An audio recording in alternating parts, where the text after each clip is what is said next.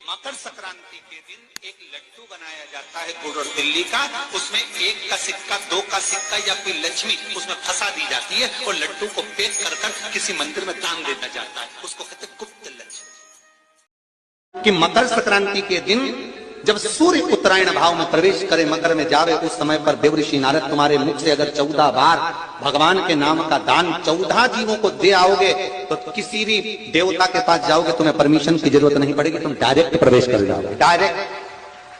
अब तुमको अगर वैकुंठ में डायरेक्ट प्रवेश करना हो तो बिना पूछे, तो उसके लिए कहा मकर संक्रांति पे दान दो। तो किस चीज का दान देना है महाराज? प्लास्टिक का डब्बा नहीं, बाल्टी नहीं, चन्नी नहीं। तो कहा अगर देवर्षि नारद आप दान दे रहे हो तो 14 नाम का दान दीजिए, 14 जीवों को नाम का दान दे दो, भगवान के नाम का भजन कर। और अगर संसार के लोग दान दे तो किस चीज का? तो अन्न से बड़ा कोई दान नहीं।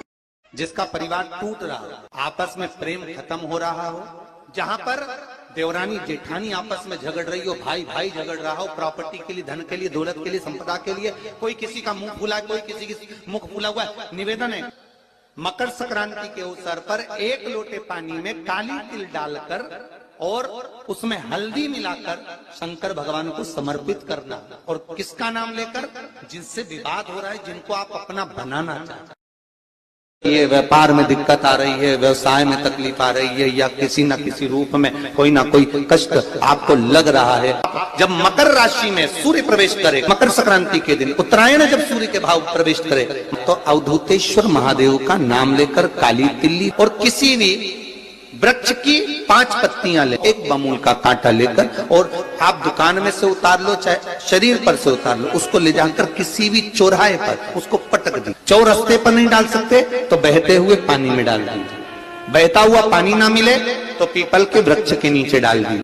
जिनके शरीर धूजता अर्थात हाथ पैर में कंपन उत्पन्न होता हो, या हाथ पैर में कहीं कंपन का भाव लगता हो, ऐसा महसूस होता हो कि हाथ पैर धूजते हो, तो कल सूर्य को जब अर्घ दें तो उसमें काली मिर्ची पीस कर डालकर फिर सूर्य को अर्घ मारना।